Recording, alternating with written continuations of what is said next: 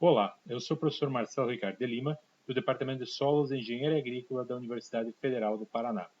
Estarei apresentando o conteúdo Princípios da Pesquisa Experimental em Solos, que faz parte da disciplina Introdução à Pesquisa em Solos, ministrada a alunos da área de Ciências Agrárias. Bem, inicialmente é necessário nós dizermos que a pesquisa experimental é apenas uma das metodologias que é utilizada na pesquisa em solos. É claro que é a principal e mais usada metodologia de pesquisa, e por isso vamos nos aprofundar nesse aspecto. Bem, se nós lançarmos uma moeda 10 vezes, será que sempre serão obtidas 10 caras e 5 coroas? Não, certamente que algumas vezes nós vamos ter mais coroas, outras vezes mais caras e outras vezes será igual. Contudo, não é impossível, mas é muito pouco provável que a gente obtenha 10 coroas seguidas, ou mesmo 10 caras seguidas. Ou seja, a probabilidade disto ocorrer naturalmente é muito pequena. Mas, se na maioria das vezes nós estamos tendo mais coroas que caras, ou ao contrário, mais caras do que coroas, essa diferença é mero acaso ou é probabilisticamente diferente?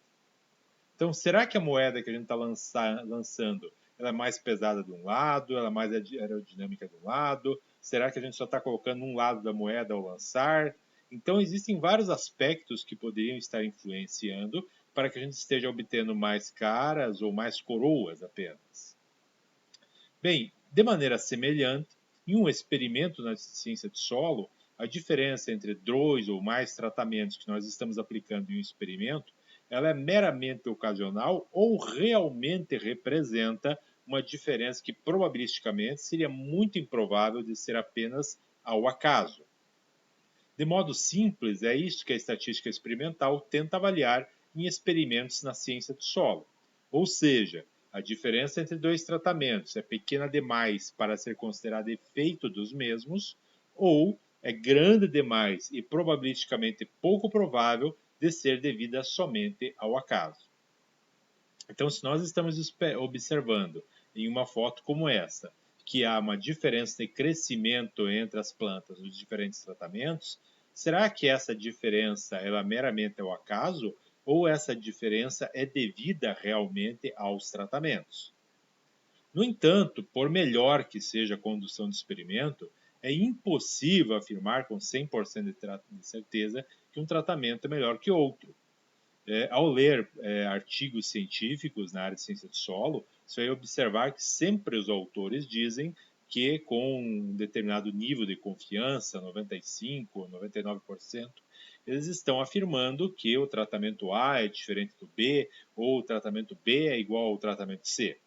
Mas nunca eles vão afirmar com 100% de certeza que um tratamento é melhor que outro ou igual a outro. Bem, então vamos começar explicando que seja um experimento, né? O experimento, então, segundo Banzato e Concra, é um trabalho previamente planejado que serve determinados princípios básicos e no qual se faz a comparação de tratamentos. Então, dentro do experimento também vão ter outras definições que nós vamos estar falando agora. Primeiro, o que são fatores? Fatores são as variáveis independentes controladas pelo experimentador e que irão produzir algum efeito naquilo que a gente chama de variáveis dependentes. Bem, exemplos de fatores são, por exemplo, doses de fertilizante, mineral orgânico, nível de compactação do solo, tipo de inoculante biológico no solo, tipo de preparo do solo, intensidade de chuva sobre o solo e outros fatores que nós poderíamos estar adotando. Né? Note que o fator não são as diferentes doses do fertilizante. Então, por exemplo, se eu estou falando lá sobre 100 quilos, 200, 300 quilos de fertilizante por hectare, são os níveis do fator, né? Assim como os níveis da compactação do solo, os tipos do inoculante, os tipos de preparo, a intensidade da chuva, são os níveis do fator. O fator é simplesmente aquele aspecto, aquela variável independente que está sendo controlada pelo experimentador. Então, o pesquisador ele tenta deixar os demais fatores fixos, né? Claro que isso é impossível deixar totalmente fixo, mas ele tenta deixar o mais possível fixo e apenas variar aquele fator que ele deseja variar ou daqueles fatores que ele deseja variar naquele experimento. Bem, se a gente está variando apenas um fator, nós dizemos que o experimento é unifatorial, porque nós estamos testando um único fator. Por exemplo, avaliar doses de fósforo, que seria a variável independente, no rendimento de grãos de milho, que seria a variável dependente nesse experimento. Agora, se eu estou avaliando mais de um fator, eu digo que esse experimento é multifatorial, porque nós estamos avaliando mais de um fator naquele experimento. Veja um exemplo: avaliar o efeito de doses de fósforo, que é um fator, e diferentes espécies forrageiras, que é outro fator, no ganho de peso vivo dos animais, que seria a variável dependente. Então, as doses de fósforo e as espécies forrageiras são as variáveis independentes, e o peso vivo dos animais seria a variável dependente. Bem, o que seriam então os tratamentos? Os tratamentos são os níveis de cada fator aplicado no experimento. Por exemplo, se o fator é a quantidade de fertilizante, então os níveis desse fator, ou seja, os tratamentos, seriam os diferentes níveis desse fertilizante. Então, ali que eu estou chamando de T0, T1, T2, T3, etc. Poderia ser lá, por exemplo, 0 gramas de fertilizante por hectare, 20 quilos por hectare, 30, 50, 100 quilos por hectare. Então, os tratamentos são os níveis de cada um dos fatores aplicados naquele experimento, quer seja o experimento unifatorial ou multifatorial. Existe um tipo de tratamento especial que é chamado de controle ou testemunha. Ele não é obrigatório, mas é um nível que serve como termo de comparação com os demais. Esse tratamento testemunho ou controle pode ser, por exemplo, numa adubação, o nível 0, ou então o nível que é usualmente recomendado naquela região para aquela cultura. Bem, as variáveis dependentes é aquilo que será avaliado no experimento, ou seja, aquilo que vai ser determinado como resultado dos diferentes tratamentos. Então, se, por exemplo, a variável independente são doses de um fertilizante, então as variáveis dependentes é tudo aquilo que eu vou medir na cultura, os animais, enfim, que é consequência daquele tratamento. Por exemplo, se a gente está falando aqui de milho, né, podia ser o número de espigas por planta, o número de fileiras por espiga, o número de grãos por fileira, a massa de um grão e o rendimento de grãos. Então, todos esses aspectos nós vamos avaliar na planta e verificar se esses aspectos são afetados pelos tratamentos que são utilizados naquele experimento. Então, não necessariamente todas as variáveis dependentes vão ter um efeito significativo em função dos tratamentos. Algumas variáveis dependentes podem ter, outras não. Então, não esperem que sempre que você selecionou e está analisando determinadas variáveis dependentes, sempre você vai ter efeito em todas elas.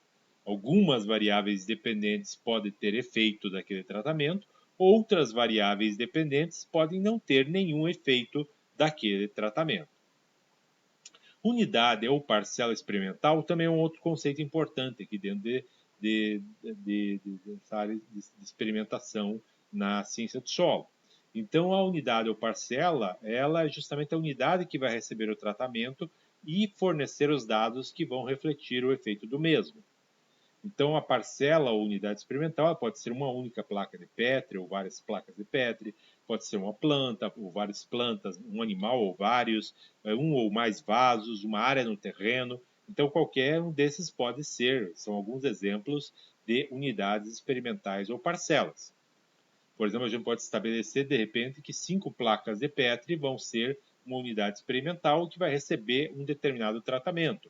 Ou pode ser um vaso ou mais vasos, pode ser um número de árvores, pode ser um número de animais, pode ser uma área no terreno, pode ser uma pequena área ou uma grande área naquele terreno.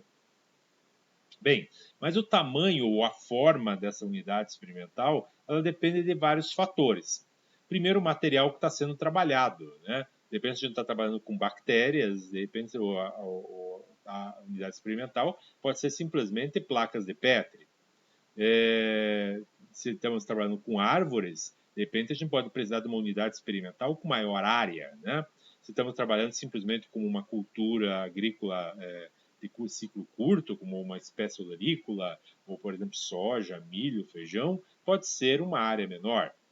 Agora, se estamos trabalhando com animais, de repente a gente tem que pegar, se estamos trabalhando com pastagens, tem que ser uma área maior. Depende também do objetivo da pesquisa, uma pesquisa preliminar, já uma pesquisa mais avançada, qual que é o estágio da pesquisa que nós estamos.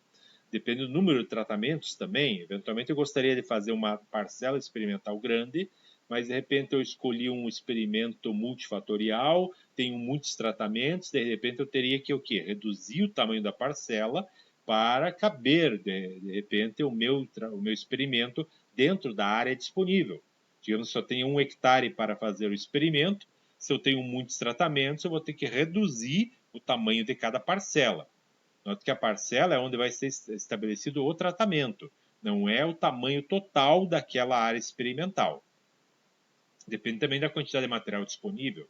Depende se eu quero fazer um experimento sobre com uma nova espécie forrageira, por exemplo, mas eu tenho uma pequena quantidade de sementes disponíveis. Então, de repente, eu vou diminuir o tamanho da parcela que seja compatível com a quantidade de material que eu tenho disponível. Depende se estou fazendo um experimento com animais, mas eu não tenho 1000 animais, eu tenho apenas, digamos, 30 animais. Então, eu vou ter que fazer o experimento compatível com o tamanho da unidade experimental que eu tenho, com o uso de máquinas agrícolas também. De repente eu vou fazer o plantio ou preparo de solo mecanizado. Então, nesse caso, é muito comum a gente estabelecer, por exemplo, que a largura da parcela experimental no campo seja a mesma largura do equipamento que eu tenho disponível. Depende, é claro, da área disponível para pesquisa, né? Às vezes eu tenho 500 metros quadrados, às vezes eu tenho 1 hectare, às vezes eu tenho 20 hectares para fazer o experimento. E é claro que também depende do custo, do tempo e da mão de obra. Que quanto maior for a unidade experimental que eu estiver utilizando, maior, é claro, vai ser o custo de implantação, manutenção daquele experimento e até mesmo da coleta das informações. E também do tempo que eu tenho disponível, né? Bem, um outro conceito importante aqui é o conceito de bordadura. Quando nós estamos estabelecendo experimentos no campo com plantas, normalmente nós colocamos o que a gente chama de bordadura, ou seja, não vai aproveitar a área total do experimento. Nós da parcela experimental. Nós utilizamos apenas a parte central daquela parcela experimental, que vão ser as unidades experimentais. Digamos que cada uma dessas bolinhas que está nesse desenho seja, digamos, por exemplo, uma planta de milho. Nós não vamos escolher todas as plantas de milho que estão ali na parcela experimental, mas apenas aquelas que estão no meio da parcela experimental, justamente para evitar o efeito de borda, né? A finalidade da bordadura é evitar que as parcelas que estão próximas ali àquele tratamento acabem influenciando o resultado. Então, digamos que a gente está trabalhando um experimento, por exemplo, com adubação.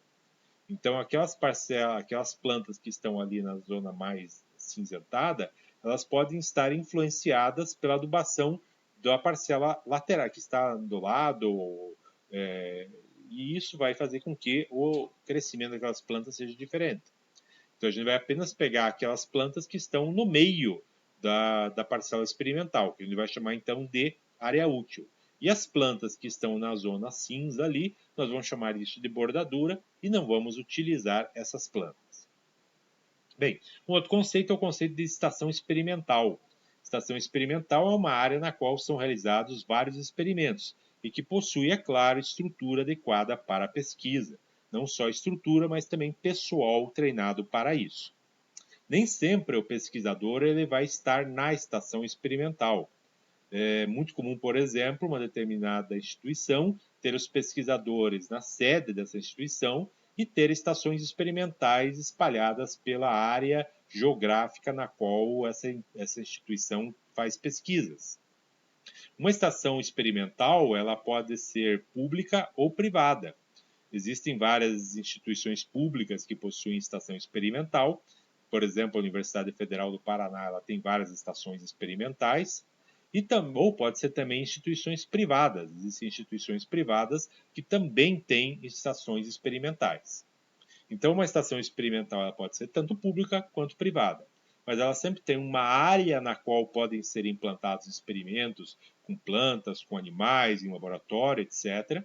E também ela tem também equipamentos e pessoal treinado para a condução dos experimentos. Inclusive, não é só o pesquisador que tem que ser treinado para a condução, é laboratorista, é o pessoal de campo, todos eles têm que estar conscientes de que, na verdade, eles estão desenvolvendo experimento, não estão desenvolvendo ali, obviamente, um plantio, digamos assim, comercial, né? É uma pesquisa experimental e, portanto, tem que ter muito mais cuidado no trato dos experimentos para que você nem influencie favoravelmente nem desfavoravelmente os tratamentos que estão ali sendo aplicados. Bem, também vou falar aqui sobre os princípios da experimentação, que são três: a repetição, a casualização e o controle local ou bloqueamento. A repetição e a casualização são princípios obrigatórios sempre na experimentação. O controle local ou bloqueamento, ele é um princípio optativo, mas que muitas vezes ele pode ser obrigatório de acordo com as condições do experimento, como a gente vai ver em seguida. Então, vamos falar primeiro sobre a repetição. Então, quando a gente está implantando o experimento, nós não vamos aplicar o tratamento, digamos aqui a gente está chamando de tratamentos de 1, 2 e 3, apenas em uma unidade experimental. Nós vamos aplicar esse mesmo tratamento em várias unidades experimentais naquele experimento. Então, o experimento é composto de unidades experimentais ou parcelas. E cada uma dessas parcelas vão receber os tratamentos. Mas eu não vou aplicar o tratamento 1 em apenas uma unidade experimental ou parcela. Eu poderia fazer isso numa unidade demonstrativa, né? Que é muito utilizado em extensão rural, por exemplo, em dias de campo. Mas em experimentação, a gente tem que fazer repetição, ou seja, a gente vai ter que aplicar aquele mesmo tratamento em mais de um animal, mais de uma parcela no campo, mais de uma placa de Petri, mais de um vaso na casa de habitação, etc. Então, a repetição ela é um princípio fundamental da experimentação. Mas, se eu fizer um experimento como esse que está aí, como vocês estão vendo, onde todas as plantas, digamos assim, digamos fosse plantas, todas as plantas com o tratamento 1 estivessem juntas ali, todas com o tratamento 2 estivessem juntas e todas com o tratamento 3 estivessem juntas, se isso aqui fosse o croquis de campo, obviamente que talvez a gente pudesse estar favorecendo algum tratamento. Digamos que ali onde está o tratamento 1 fosse justamente uma parte ali onde o solo está melhor em termos de fertilidade, ou em termos físicos, ou é o lugar que recebe mais sol. Então eu poderia estar, eventualmente, se eu utilizasse apenas a repetição, estaria favorecendo algum tratamento em detrimento dos outros. Por isso que somente a repetição não é suficiente para você fazer um experimento. Então, não deve-se adotar somente a repetição como princípio, pois poderia favorecer algum dos tratamentos. As repetições elas têm por finalidade propiciar aquilo que a gente vai chamar em experimentação de estimativa do erro experimental. Lembra que a gente estava falando sobre lançar as moedas lá no início da aula? Então, eu não posso lançar duas vezes a moeda e achar que aquilo ali eu vou estar já estabelecendo quanto que é o normal de dar caras e coroas. Eu vou lançar muitas vezes aquela moeda para ver se realmente qual que é o normal em termos de caras e coroas. Da mesma maneira, no experimento na área de ciência do solo, a gente também tem que fazer repetições. Em geral, recomenda-se que o número total de parcelas do experimento ela seja não inferior a 20, ou seja, o número de tratamentos versus o número de repetições não pode ser menor que 20. Por exemplo, se eu tenho lá 5 tratamentos e eu tenho 4 repetições, 5 vezes 4 vai dar 20.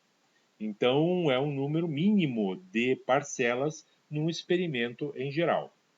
Poderia ser eventualmente menor que 20, sim, mas já vai prejudicar a estimativa do erro experimental. Obviamente, a gente não vai entrar aqui em detalhes de disciplinas relacionadas à experimentação agrícola, Nós estamos apenas aqui na disciplina de Introdução à Pesquisa em Solos, apresentando apenas alguns princípios gerais em relação à experimentação.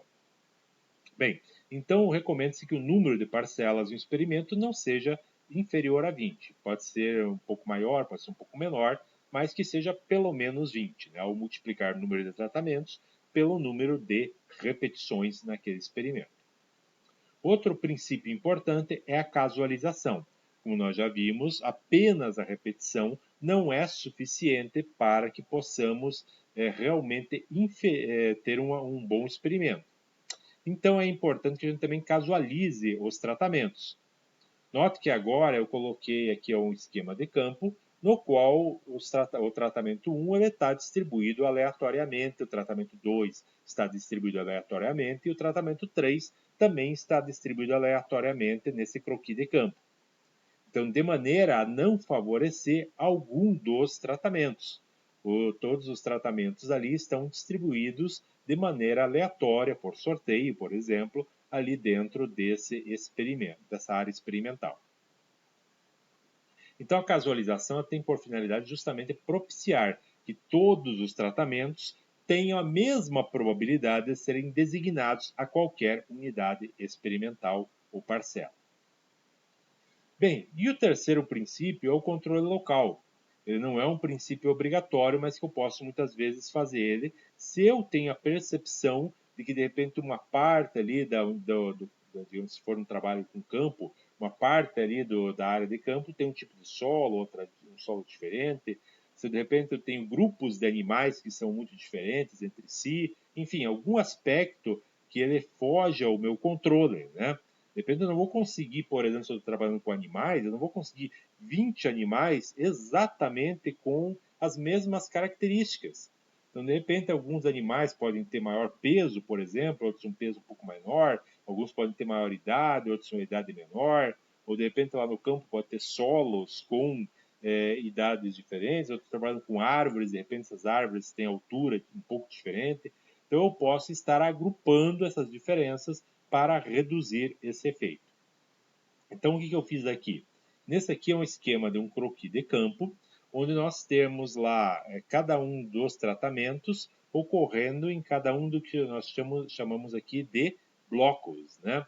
Então, eu separei em bloco 1, 2, 3, 4 até o 7, e cada um desses blocos, notem que tem todos os tratamentos. Então, no bloco 1, você tem o tratamento 1, 3 e 2. No bloco 2, tratamento 1, 2 e 3. No bloco 3, 2, 3 e 1. Ou seja, todos os tratamentos ocorrem em todos os blocos. Então, notem que nenhum dos blocos vai ter mais de um tratamento do que o outro. Então, todos os blocos têm o tratamento 1, o tratamento 2, o tratamento 3.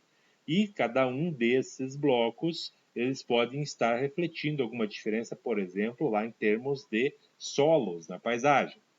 Notem esse exemplo aqui, onde nós estamos pegando uma área experimental, onde a gente vai implantar um experimento, por exemplo.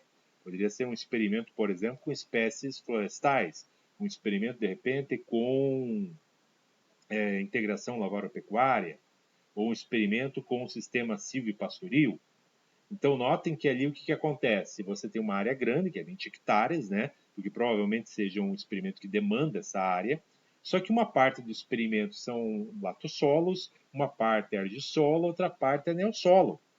Então, se eu não observar a questão do bloqueamento, eu poderia então estar, de repente, favorecendo algum tratamento que ficasse apenas num solo com melhor condição de profundidade, ou de fertilidade, ou teor de argila, eu poderia estar prejudicando outros tratamentos que ficassem mais em outro experimento, em outro tipo de solo, desculpa. E então a gente pode bloquear essas áreas de maneira a deixar alguns blocos, por exemplo, na área de latossolos, alguns blocos na área de argissolo ou algum bloco lá na área de neossolo. Então a gente sabe que existem diferenças, mas a gente vai bloquear essas diferenças de maneira que você vai ter blocos de latosolo, bloco no argissolo, bloco no neossolo, e eu vou conseguir distinguir isso depois na análise estatística.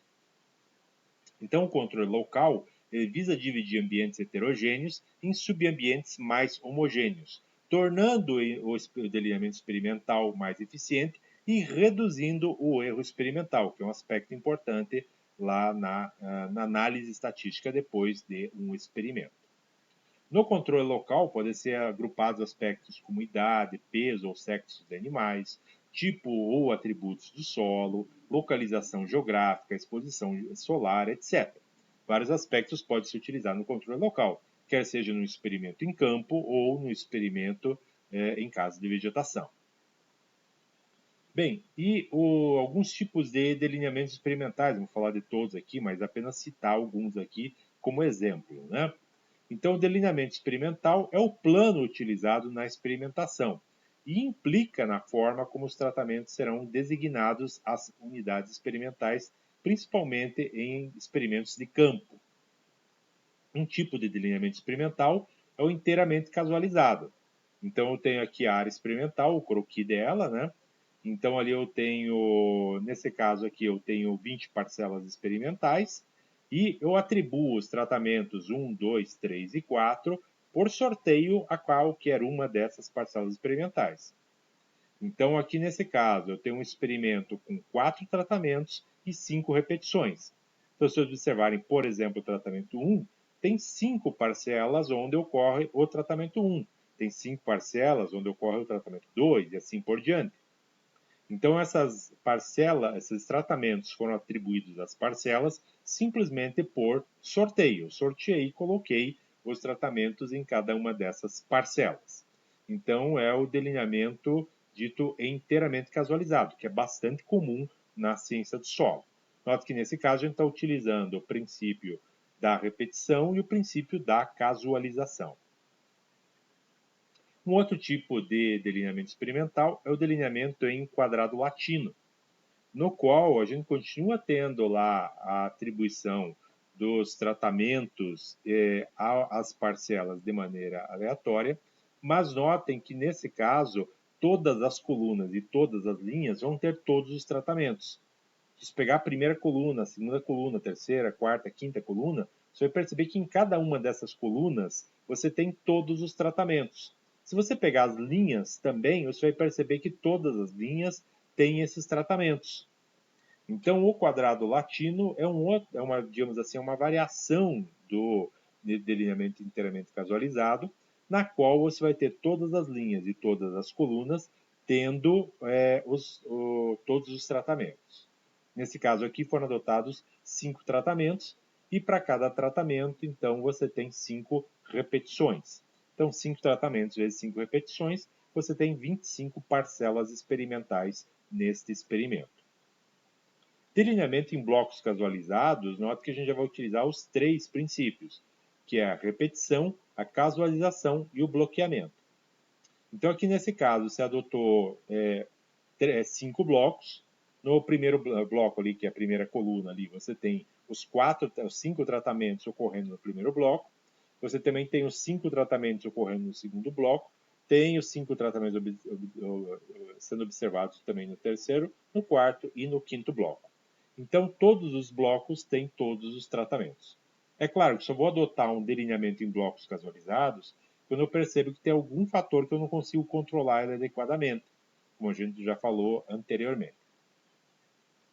Bem, então era isso que eu gostaria de apresentar para vocês. Espero que tenha sido útil essa aula e até logo.